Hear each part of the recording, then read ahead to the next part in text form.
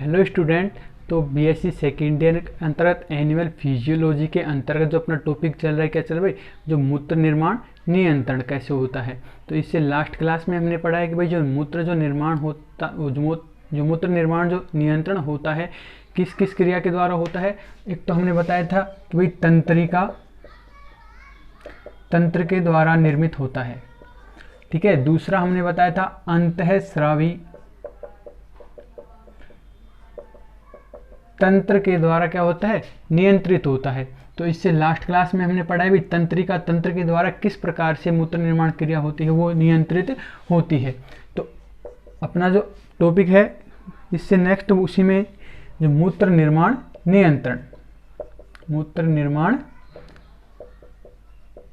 नियंत्रण, जिसमें अपना जो सेकंड टॉपिक रहेगा तंत्रिका तंत्र के द्वारा किस प्रकार से नियंत्रित होता है, वो हमने पढ़ लिया। अब हम यहां पर पढ़ेंगे भी अंतःस्रावी तंत्र के द्वारा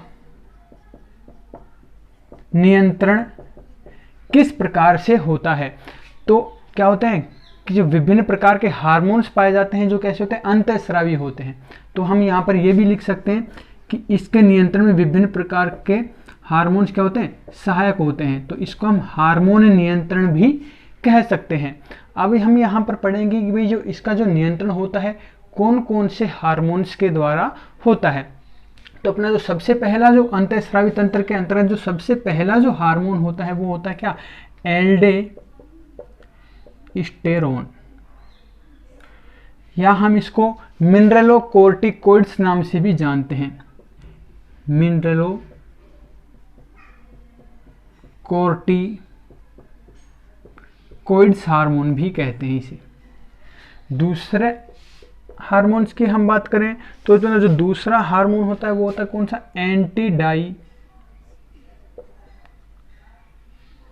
एंटीडाईयूरेटिक हार्मोन, ठीक है। वैसे हम बात करें तो इसको एडीएच हार्मोन भी कहते हैं, ठीक है। एंटीडायूरेटिक हार्मोन मतलब इसको क्या हम बोलते हैं, एडीएच। यहां हम इसको वैसोप्रेसिन हार्मोन भी कह सकते हैं, ठीक है भाई। एंटीडायूरेटिक हार्मोन, एडीएच हार्मोन और वैसोप्रेसिन हार्मोन आ जाए तो ये क्या होते हैं, एक ही होते हैं, ठीक है।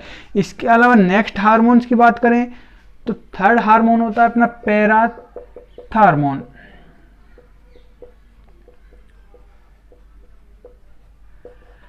पैराथार्मोन हो गया। और नेक्स्ट होता है अपना जो लास्ट है वो कौन सा है, थायरोक्सिन हार्मोन। इस प्रकार से ये चार हार्मोन्स होते हैं, ठीक है, जो क्या होते हैं मूत्र निर्माण नियंत्रण में क्या होते हैं भाई, सहायक होते हैं। तो यहाँ पर हम इनके बारे में विस्तार से अध्ययन करेंगे। तो सबसे पहला जो अपना हार्मोन होता है वो कौन सा होता है, एल्डोस्टेरोन या मिनरलोकोर्टिकोइड हार्मोन। तो जो एल्डोस्टेरोन जो हार्मोन होता है ये क्या होता है भाई, एड्रिनल जो कोर्टेक्स होती है उसके जोना ग्लोमेरुलोसा भाग से स्रावित होता है, ठीक है भाई। जो मिनरलोकोर्टिकोइड हार्मोन्स होता है, एड्रिनल जो कोर्टेक्स होती है उसके जोना ग्लोमेरुलोसा जो भाग होता है उससे स्रावित किया जाता है। नाम से स्पष्ट। अब इसका काम क्या है, नाम है मिनरलोकोर्टिकोइड्स। मिनरल्स का मतलब क्या होता है भाई, हिंदी में खनिज। तो ये जो हार्मोन होता है मुख्यतः जो खनिज पदार्थ होते हैं उनके अवशोषण को क्या करता है, नियंत्रित करता है। तो यह है हार्मोन एड्रिनल कोर्टेक्स के जोना ग्लोमेरुलोसा भाग से स्रावित होता है, ठीक है। दूसरा हमने बताया था कि ये क्या करता है, जो मिनरल्स होते हैं उनके अवशोषण का काम करता है, ठीक है। तो यह है विभिन्न खनिज पदार्थों के अवशोषण का नियंत्रण करता है।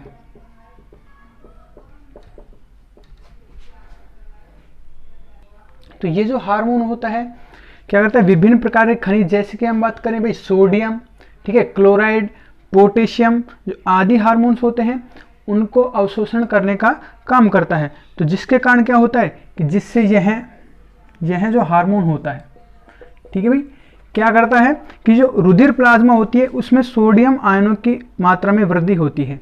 ठीक है, यह हार्मोन रुधिर प्लाज्मा में सोडियम आयन की मात्रा में वृद्धि करता है। ठीक है भाई, सोडियम एक प्रकार क्या है, मिनरल्स है, तो सोडियम आयन की मात्रा में वृद्धि करता है। अब आपको पता है कि जो सोडियम होता है किसके साथ पाया जाता है, NaCl, जैसे कि हम बात करें क्लोराइड के साथ पाया जाता है। तो जो क्लोराइड की जो मात्रा होती है वो भी क्या होती है, बढ़ती है। तो सोडियम का जो अवशोषण होता है किसके साथ होता है, क्लोराइड के साथ होता है। तो सोडियम का जो अवशोषण होता है क्लोराइड के साथ होता है।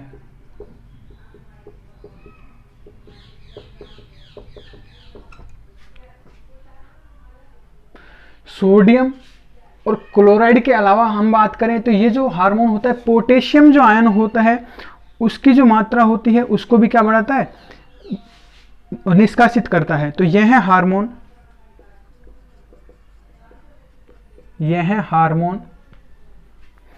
पोटेशियम आयनों के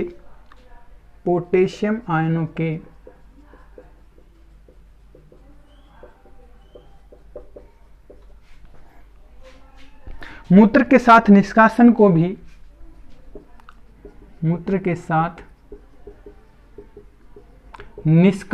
भी बढ़ाता है। ठीक है भाई, कि जैसे बॉडी में क्या होते हैं कि जो आयंस वगैरह अधिक मात्रा में डिपॉजिट हो जाते हैं तो हार्मोन क्या करता है, उनका अवशोषण करता है और उसके साथ क्या करता है, मूत्र के साथ निष्कासित कर दिया जाता है इन आयनों को। अब उसके बाद हम बात करें तो जैसे कि ये हार्मोन क्या होता है कभी कभी एब्सेंट हो, यदि मतलब जब मिनरलोकोर्टिकोइड्स हार्मोन अनुपस्थित हो तो क्या होता है भाई, जो सोडियम और जो क्लोराइड का जो निष्कासन होता है अधिक मात्रा में हो जाता है। ठीक है, कि जो सोडियम और जो क्लोराइड होते हैं अधिक मात्रा में क्या होता है, निष्कासित हो जाते हैं। ठीक है, मूत्र के द्वारा, जिससे क्या होता है कि जो रुधिर होता है उनमें इन आयनों की कमी हो जाती है, जिसके कारण क्या होता है, जो ब्लड प्रेशर हो जाता है, या जो ब्लड प्रेशर जिसको हम बोलते हैं BP लो, ब्लड प्रेशर लो हो जाता है जिसके कारण। तो इस हार्मोन की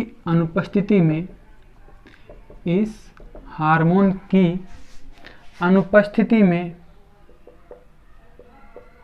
मूत्र के द्वारा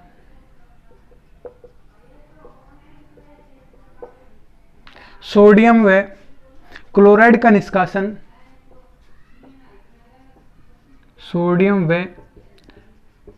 क्लोराइड आयन का निष्कासन अधिक मात्रा में होता है। निष्कासन अधिक मात्रा में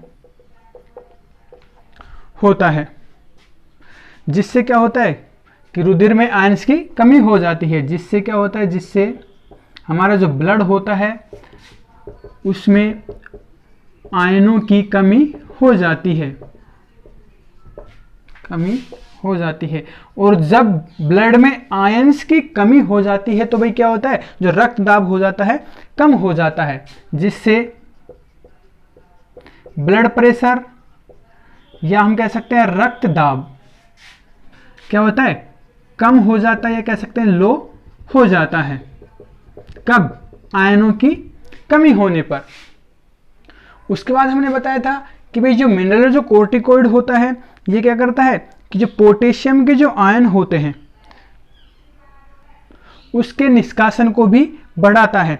तो जब ये हार्मोन अनुपस्थित रहता है तो क्या होता है भी, जो पोटेशियम आयन होते हैं वो क्या होते हैं, पूर्ण रूप से निष्कासित नहीं हो पाते, और फिर क्या होगा कि ब्लड में क्या हो जाता है कि जो पोटेशियम आयन की मात्रा बढ़ जाती है, जिसके कारण क्या होता है, एडिशन रोग हो जाता है।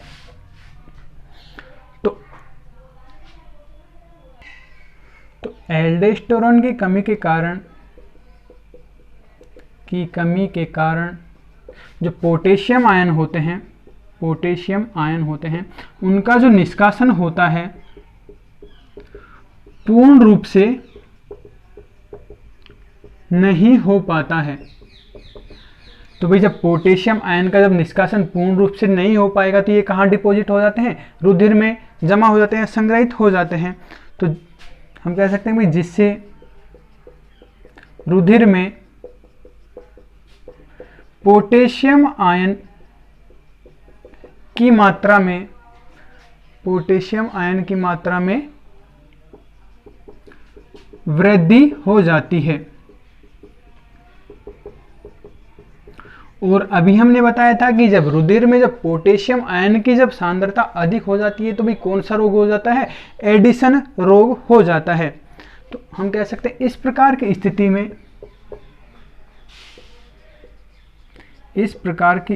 में एडिशन रोग हो जाता है। ठीक है भाई, तो एक बार दोबारा देख लें। तो जब क्या होता है, इस हार्मोन्स की अनुपस्थिति होती है तो सोडियम और जो क्लोराइड का आयन होते हैं उसका जो निष्कासन होता है क्या होता है, अधिक मात्रा में हो जाता है और रुधिर में आयनों की क्या आ जाती है, कमी आ जाती है। और रुधिर में जब आयंस की कमी आ जाती है तो क्या होता है भाई, ब्लड प्रेशर लो हो जाता है। उसी प्रकार जब पोटेशियम आयन की जो मात्रा में वृद्धि हो जाती है तो क्या हो जाता है, एडिशन रोग हो जाता है। तो ये था अपना एल्डोस्टेरोन या मिनरलोकोर्टिकोइड हार्मोन्स के बारे में। अब जो बच गए हैं जो हार्मोन उसको हम पढ़ेंगे नेक्स्ट क्लास में।